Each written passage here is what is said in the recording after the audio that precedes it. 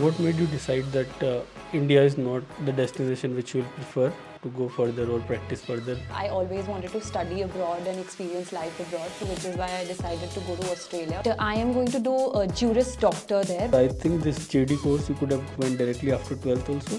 JD is a postgraduate course. Okay. You have to have an undergrad course before that, but specifically law karna zaruri nahi hai in your UG.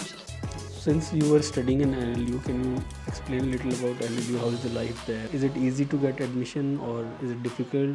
How is the teaching really in NLU? I have a lot of friends who have studied from NLU and like now they are working for either themselves or, and I also keep hearing that law is very addictive thing. Once you become a lawyer, you cannot do anything else. Yeah. Is that true? Yeah. You feel the same? Yeah, I do, which is why I'm planning to do law in Right. Australia also. Once you've gotten into the field, once you've got your hands around the subjects, etc., it's really addictive. You tend I've to like heard it. people complaining about passing out, doing their engineering and like why we chose this. I've seen a lot of fields where students are complaining after finishing it. Yeah. But I've never seen a lawyer. It doesn't matter if you went to NLU or a local college in the city, but they all feel kind of sense of powerful as well. Yeah. What's the reason And behind there that? see, in law, you can become a civil lawyer, you can join a firm, you can become a criminal lawyer, and each and every, or you can practice competition law, etc. There are so many fields within law that you can choose from that it does not restrict a lawyer to one particular thing. So I think the freedom to choose and the strength of knowing the rules and knowing what norm governs the country is something that gives us tremendous independence and kisi se bhi loha le lo type ka That's true. jazba.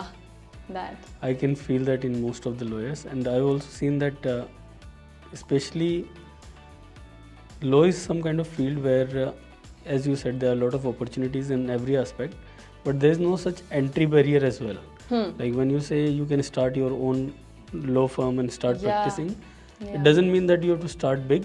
You can start with really small investment. Yeah. It's like if you have 5 or 6 lakh rupees, you can set up your own office, Yeah. and you can start your profession and then build it on later on. Yeah. But this kind of luxury is not available in any other field. Yeah. So you cannot start a factory even if you are a civil engineer or That's anything true. with that small amount. true. And lawyers are required everywhere. Doctors and lawyers are Yeah. two professions, I think, that will never lose their importance. So it's an important profession and you can start with whatever money that you have.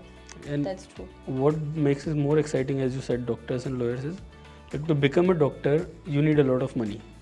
Like even to do MBBS is not cheap. That's true. It comes with a lot of cost, and even after finishing MBBS, you need to do MD degree, which is another 3 years course, and then you have to fight entrance exam again. Yeah. So it's very costly and long-term affair. Yeah. But if you look at law, it's like 5 years, you complete it, and you just can And do then you're it. set, yeah. You can kickstart your career.